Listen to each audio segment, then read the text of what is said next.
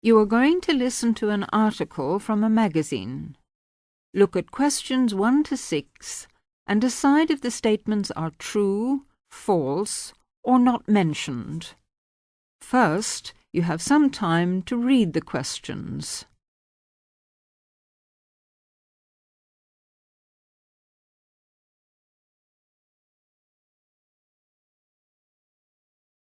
Now, listen carefully.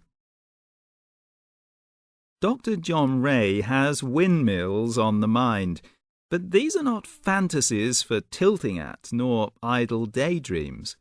As chief scientist at the Department of Energy, it is Ray's task to keep Britain switched onto alternative sources of electricity and fuel.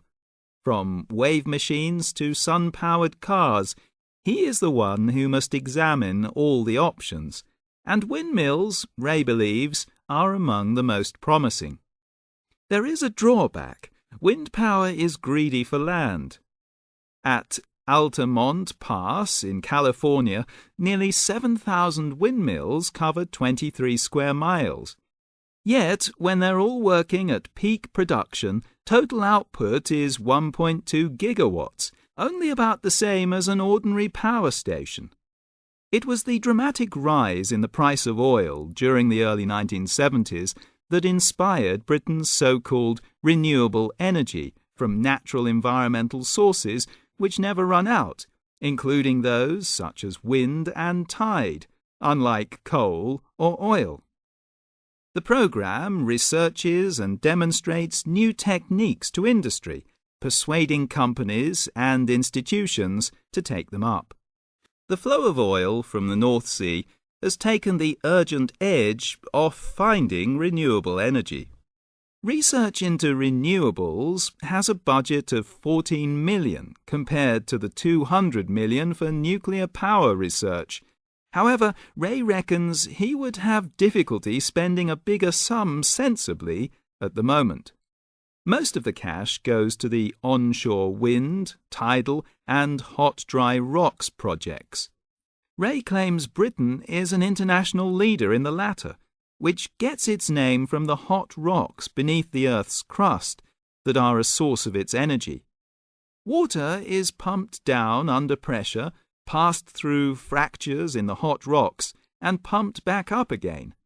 Estimates of the potential vary widely, but some say there may be enough hot rocks under Britain to power the country for 9 years. The tidal option seems the source which nature intended Britain to pursue. In the Severn Estuary, we have one of the best sites in the world for tidal power, says Ray. The proposed 5.5 billion Severn barrier on its own could produce a peak of 7.2 gigawatts over 1 year, equivalent to almost 5% of Britain's energy consumption. But there are big problems. Tidal power comes in surges twice a day. Unfortunately, no battery is big enough to store the amount of power produced at a surge. This is the universal curse, says Ray. So instead, the barrier must be geared to supply a much lower level of power consistently. This reduces its capability to 1.1 gigawatts, the equivalent of just one conventional power station. Realistically, the total amount of energy we could expect to get from tidal power, even looking 20 years into the future, would be 8%, Ray says.